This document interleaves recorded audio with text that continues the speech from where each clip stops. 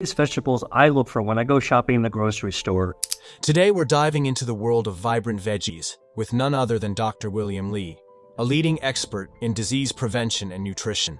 If you're looking to power up your diet with foods that fight disease and inflammation, you're in the right place. These are the foods that fight disease and specifically fight inflammation. They are powerful tools in your diet that can help protect against chronic diseases and inflammation. Today, I'm excited to share some of the healthiest vegetables that can make a big difference in your health. First on our list is tomato. The first one is the tomato. Some of you might think that tomato is a vegetable, right? But it's actually a fruit. And tomatoes are pretty wonderful because not only do they taste good, but they've actually been shown to lower the risk of prostate cancer and breast cancer. So how does it do this? Well, tomatoes contain bioactives, and the secret to health in foods is often the bioactive. One of the bioactives in tomato is vitamin C. Vitamin C is a powerful anti-inflammatory substance. Another bioactive in tomato is called lycopene, which is a carotenoid. The lycopene does a lot of different things that are beneficial for the body. One of them is that lycopene protects our DNA against damage from oxidative stress, including ultraviolet radiation, like sun damage. That's right, eating tomatoes with the lycopene can protect us against damage from the sun. That means kind of like sunscreen, but from the inside out. So, sun exposure can damage your DNA. Lycopene protects your DNA against the sun damage. And you can actually eat tomatoes in order to be able to protect yourself and protect you from the inside out from sun damage coming from the outside. Let's know how we can cook and eat tomatoes. Now, how do I like to eat tomatoes? I like to eat tomatoes raw, sliced into a salad. Absolutely great way to get great flavor, great hydration, and the vitamin C is really good. But if you want to get the most out of lycopene, okay, that is that antioxidant. That's the one that helps to protect your DNA. You want to actually make sure you get as much lycopene as possible. How do you get the most lycopene out of a tomato? Well, you want to actually heat it, like cook it, saute it in a pan. And so you're actually cooking tomatoes like a tomato sauce, all right, like a sugo, and add a little bit of extra virgin olive oil. So here's what happens. The heat from cooking converts the chemical structure of lycopene, okay, which is natural, into a slightly different chemical structure, also natural, that your body loves to absorb. So when you cook tomatoes, you actually get more lycopene that's easier for your body to absorb. Add a little bit of extra virgin olive oil. You know why? Because lycopene is what's known as fat soluble, which means that lycopene likes to dissolve in oil. But when you actually cook tomato sauce, the lycopene converts into the part your body likes it, and you mix it with the olive oil, and now it really gets absorbed into your body very, very easily. And that's why, by the way, the Mediterranean diet is so healthy, and it's got so many tomato recipes in it. Usually the tomato is cooked. Next vegetable on list is mushrooms. The next food we're going to talk about are mushrooms. Now, people are either mushroom lovers or they're not so big fans of mushrooms. I happen to love them. I love mushrooms in soups, stews, with pasta, sautéed, on scrambled eggs, so many different ways that you make mushrooms. And in addition to their great taste, mushrooms have great health benefits, all right? And this is because of the bioactives that are in the mushrooms. One of them is called beta-D-glucan, and this is the form of soluble fiber that has multiple benefits. Beta-D-glucan has been shown by researchers to improve your circulation. It helps healthy angiogenesis and the vascular endothelial cells that line your blood vessels. Beta-glucan is very helpful for that. And beta-glucan, when you have a wound, can speed up angiogenesis. This is the sprouting of new blood vessels that can help you heal wounds.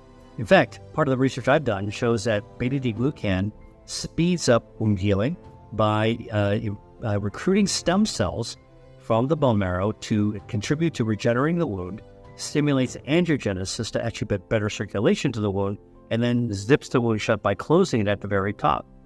All right, so beta-glucan from mushrooms supports healing and circulation. Beta-D-glucan has another property that's the complete opposite of wound healing, and that is beta-D-glucan can starve cancers by cutting off the blood supply to cancers. This is called anti-angiogenesis, all right? And we've actually done research on this to show this can happen as well with mushroom-derived beta-D-glucan. Beta-glucan is also a powerful anti-inflammatory. So if you want to fight cancer, you want to lower inflammation of the body. If you want to fight diseases of aging, you want to lower inflammation. And beta-glucan, because it's a cellular fiber, feeds your gut microbiome. Healthy gut bacteria, well-fed gut bacteria lowers inflammation, boosts immunity, helps you speed healing, and also text message to your brain so you're in a better mood as well. All right, so many great benefits of eating mushrooms. By the way, mushrooms are also a great source of vitamin D. Vitamin D, for David, actually is also key for healthy bacteria, but it's also key for building healthy bones as well. And vitamin D levels in the blood are also linked to lower risk of cancer as well. Let's know which type of mushrooms we have to eat. If you're going to use mushrooms, I strongly recommend that you stick with culinary mushrooms. Culinary meaning related to cooking, right? White button mushrooms, shiitake mushrooms, maitake mushrooms, oyster mushrooms, enoki mushrooms, beach mushrooms, portobello, porcini, morels, a whole bunch that you would actually see chefs working with or home cooks, all right?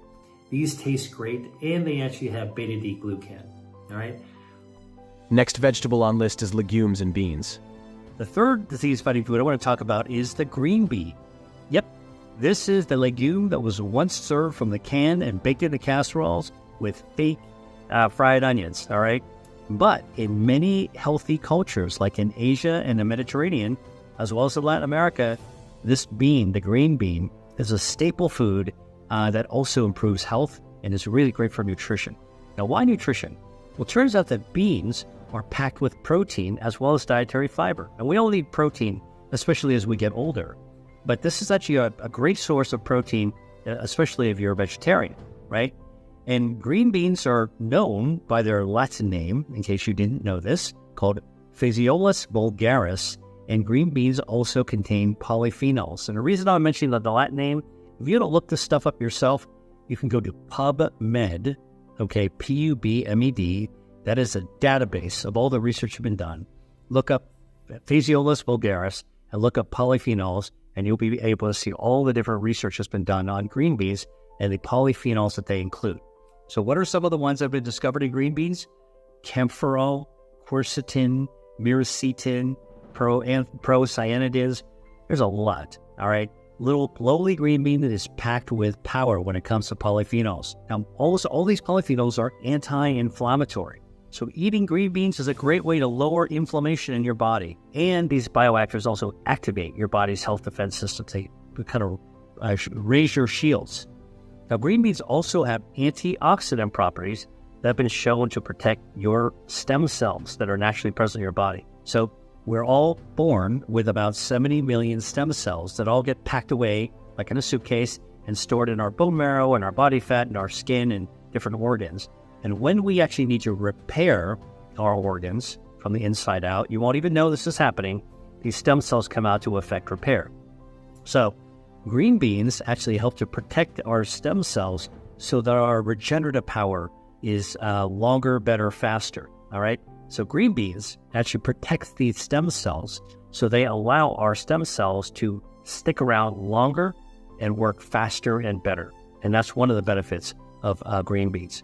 So by protecting the stem cells from oxidative stress, these are free radicals that can damage your stem cells. Green beans are regenerative foods.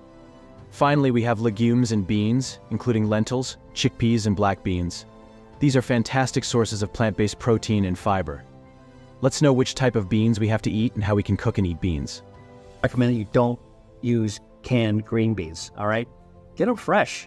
When you get them fresh, they're like in separate beans. Sometimes they're on a stem. You want to look for the ones that are green, have a long pod, and a little bit of stiffness. If they're too bendy, now they're kind of past their prime. A little bit of stiffness, all right? And you can eat them raw. I remember going to a farmer's market, to a grower's collective, and literally you can pick out the beans off the stalks and bite them, and you can eat them right then and there. Really delicious, actually. But if you want to cook them, one of the things you want to do is trim off the ends of the beans. Just use a knife and cut off about a 1/4 inch. Don't cut off too much. And then you can cook with those. Now, some beans are known as haricots verts. Haricots verts. These are the French green beans. They're a little bit thinner. They taste great. They're a little earthier, less sweet than the classic American green bean, but they're all great. I'm just telling you this because there's different types you can get, and I don't want you to miss out on haricot vert because you don't recognize them as green beans. They do look a lot like green beans. So here's how I cook green beans. Look, I cook them by blanching them, boiling water, throw them in after I cut them off and wash them, all right? Blanch them, 30 seconds, that's it. And take them out to stop the cooking. And then what you can do is you can saute them in a pan with a little bit of extra virgin olive oil or garlic, or throw them into a wok and stir fry with your favorite sauce. Legumes and beans are rich in antioxidants and have been shown to lower the risk of heart disease, manage blood sugar levels, and reduce inflammation. They're a great way to boost your diet with plant-based nutrition. Next vegetable on list is leafy greens. The next vegetable I want to talk about is a whole group of greens. Greens that are known as brassica. Now, brassica you might have heard of. That's because a bunch of healthy greens belong to them. Broccoli, broccoli rabe, kale, cauliflower, cabbage, collard greens, mustard greens. Now, these brassica vegetables contain bioactives called ITCs. This stands for isothiocyanase. Isothiocyanase, ITCs. And these are the bioactives that are responsible for the characteristic flavor of brassica vegetables. Little sulfurous, little sharp, slightly bitter taste. Bitter usually means better when it comes to your health, right? And that's what brassica vegetables do. So what do ITCs, isothiocyanates, do in the body? Well, they are potent anti-inflammatory bioactives, and they also help to improve your circulation. They improve angiogenesis, that's your body's health defenses, and they can actually improve your immune system as well. Next on our list are leafy greens like kale, spinach, and Swiss chard. These greens are nutritional powerhouses, loaded with vitamins, minerals, and antioxidants. Let's know how we can cook and eat the greens. And if you want to get the most of these ITCs from brassica plants, here's a couple of things you want to do. You can cook them quickly. Don't overcook them or you'll degrade the ITCs. And when you eat them, and you want to make sure they're tasty, right? You can always eat so much raw broccoli, which most people don't do. But if you blanch it quickly, you saute it, then it actually becomes something really delicious. And here's what you want to do when you eat them. You want to make sure you chew them. And the reason that you want to chew your vegetables is that the ITCs, the good stuff, is locked inside the cell of the plant, right? Plants have cells, just like humans have cells, but human cells are soft and squishy. Plant cells are rigid and box-like. It's like a shoebox, all right?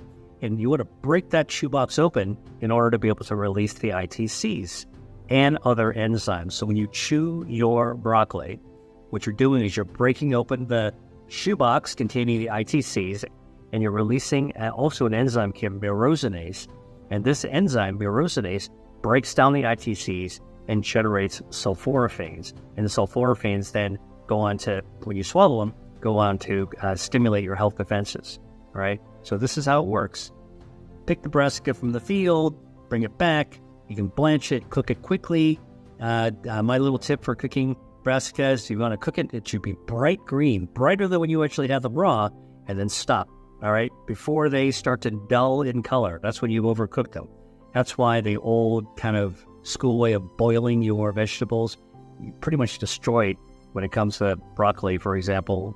You've just destroyed all the ITCs, all right? Now, I actually like broccoli soup as an example. In my book, Eat to Beat Disease, I had a whole recipe for broccoli soup flavored with oregano, dried spice. Absolutely delicious. So you should check it out.